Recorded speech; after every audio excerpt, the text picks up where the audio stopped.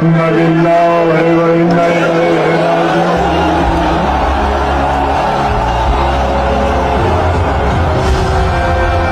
کا چاند نمودار ہو چکا ہے. اس کے معنی کیا ہیں؟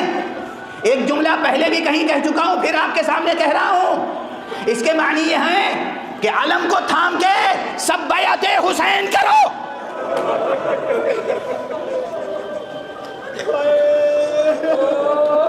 علم سجا دیے گئے، آزا خانوں کے دروازے کھل گئے، یعنی مدرسہ حسینی آباد ہو گیا، یعنی مکتب ولایت کے دروازے کھل گئے. یہ انسان سازی کا مدرسہ ہے، یہ خدا شناسی اور خود شناسی کا مدرسہ ہے. یہاں اپنے وجود کے ساتھ سفر کرنا ہے بلندیوں کا. اور یہ بلندیوں کا سفر کیسے طے ہوگا؟ یہ بلندیوں کا سفر کس کتاب کے سہارے سے طے ہوگا؟ یہ بلندیوں کا سفر کس استاد کے سہارے سے طے ہوگا؟ کتاب قرآن ہے، اور اس حلقہ درس میں استاد حسین ہیں. حسین جنہوں نے قرآن مجید کی تلاوت نو کے نیزہ پر بھی کی.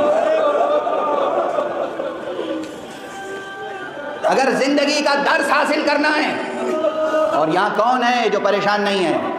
سرمایہ دار ہو یا نادار، عالم ہو یا نادان، قوی ہو یا ضعیف، زندگی بہت عجیب و غریب شے ہے. ہر شخص کو کوئی نہ کوئی پریشانی لاحق ہے. یہ پریشانیاں دور ہوں گی صرف قرآن کتاب ہو آپ کی، اور استاد قرآن وہ ہو جو نوکے نیزہ پر بھی قرآن کی تلاوت کر سکے. ظاہر ہے حضور کے سینے پہ قرآن اترا، مولا علی نے قرآن کو جمع کیا، اس کی حفاظت کی، امت تک پہنچایا. لیکن جو میں نے کہا نا کہ یہ ماہ محرم الحرام تعویل قرآن کا مہینہ ہے، تو نو کے نیزہ پر حسین علیہ السلام کی تلاوت کے معنی سمجھتے ہیں آپ؟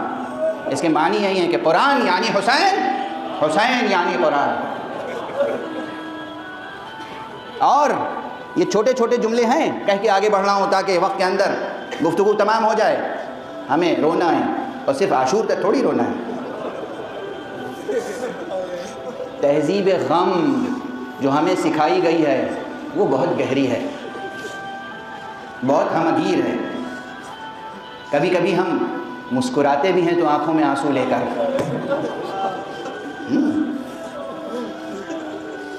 تو ایک جملہ اور کہہ دوں، یاد رکھیے گا، ممکن ہے کہ آپ کوٹ کریں اسے بار بار. قرآن اور سرکار رسالت مآب، قرآن اور امیر المومنین، قرآن اور سرکار سید الشہداء، قرآن اور اہل بیت مصطفیٰ، قرآن اور معصومین، ان کا جب تذکرہ ہوتا ہے تو عموماً اس قرآن کو قرآن صامت کہتے ہیں. اور انہیں کیا کہتے ہیں؟ قرآن ناطق. اس پر بڑی دلیلیں دی جا سکتی ہیں، بہت اس کی وضاحت کی جا سکتی ہے، مگر یہ فقیر بس ایک جملے میں وضاحت کرتا ہے.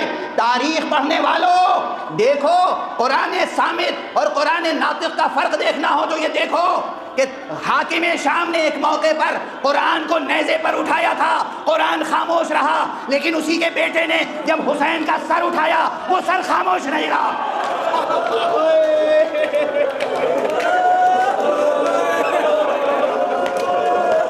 اجرکم علی اللہ. خدا آپ کو کسی غم میں نہ رلائے سوائے غم حسین کے. ہلال محرم نمودار ہو چکا، کل پہلی محرم ہوگی. آج یہ سن لو کہ حسین نے مدینہ چھوڑ دیا.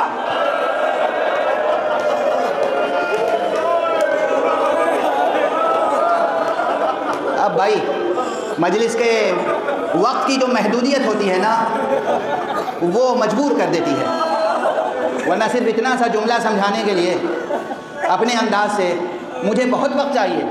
آقا حسین نے مدینہ چھوڑ دیا.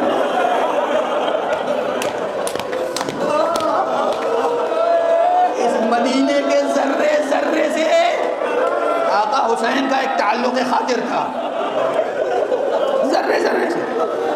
خاص طور سے وہ مدینہ، آقا مدینے میں پیدا ہوئے، آقا کی پوری زندگی تقریباً مدینے میں گزری. نانا کا روزہ مدینے میں، مادر گرامی فاطمہ زہرا کی قبر مبارک مدینے بھائی حسن کی قبر مطہر مدینے میں، آقا حسین کو مدینے سے اور مدینے کے ذرے ذرے سے ایک تعلق خاطر تھا، مگر یہ عظیم چیزیں، اسی لیے اب کتنا پڑھ سکوں گا مجھے معلوم نہیں، لیکن 2-3 جملوں سے زیادہ میرے پاس وقت نہیں ہے۔ روایت میں ہے کہ جب آقا حسین علیہ السلام مدینہ چھوڑ رہے تھے تو آخری شب جو مدینہ چھوڑنے کی تھی، ایک شب میں 3 مرتبہ نانا کے روضے پر آئے۔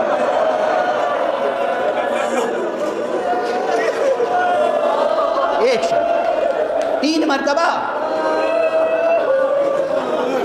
عظیم سفر کی تیاری ہے، عظیم ہجرت کی تیاری ہے، مگر نماز مغرب پڑھی اور نانا کی قبر کے پاس آئے، سب دیکھ رہے ہیں حسین ہیں، کوئی اور نہیں۔ آقا حسین کو دنیا پہچانتی تھی،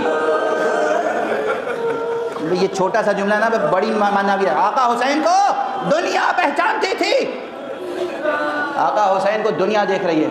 عجب انداز ہے، ایسا انداز تو کبھی نہیں تھا۔ نماز پڑھی اور نانا کی قبر پہ آئے، رخسار قبر مبارک پر رکھ کر گریہ کرنا شروع کیا۔ کیا کیا راز و نیاز کی باتیں کی نواسے نے نانا سے، کس نے سنا؟ پھر اٹھے چلے گئے، بیت الشرف میں تشریف لے گئے، سفر کی تیاری ہوئی، بنی ہاشم کو جمع کیا، تیاریاں ہو رہی ہیں۔ پھر ایک نصف شب کا وقت ہوا، آقا حسین پھر مسجد میں آ گئے۔ السلام علیکہ یا جدہ، نانا آپ پر سلام۔ قبر مبارک کے پاس بیٹھ گئے، کچھ دیر عجب انداز سے خطاب کرتے رہے، پھر رخسار قبر مبارک پہ رکھا، گریہ کرنا شروع کیا۔ کچھ دیر کے بعد پھر اٹھے، پھر چلے گئے، پھر نماز صبح سے پہلے سحر کے وقت تشریف لائے اور پھر نانا سے محو گفتگو۔ اب ایک آدھ جملے نقل ہوئے ہیں روایتوں میں، کہتے ہیں ایک مرتبہ آقا حسین نے کہا نانا بس مجھے اپنے ساتھ اسی قبر میں لٹا لیجئے۔ کہتے ہیں ایک حالت نومیہ تھی، ایک خاص کیفیت تھی کہ آقا نے دیکھا قبر سے نانا برآمد ہوئے ہیں، سینے سے لگایا ہے، کچھ کہہ رہے ہیں۔ اسی موقع پہ کہا نانا بس مجھے اب جدا نہ کیجئے، مجھے اسی قبر میں اپنے ساتھ لٹا لیجئے۔ نانا نے کہا بیٹا تمہیں کربلا تک جانا ہوگا، شاء اللہ ان یراک قتیلا، ارے پروردگار کی مشیت ہے اللہ کی راہ میں قتل کیے جاؤ، اللہ کی مشیت ہے کہ گھر کی مخدرات عصمت اسیر ہوں، زینب کے بازوؤں میں رسن بندھے، بیویاں بے ردا ہوں، کربلا سے کوفہ، کوفہ سے شام تک کا سفر ہے۔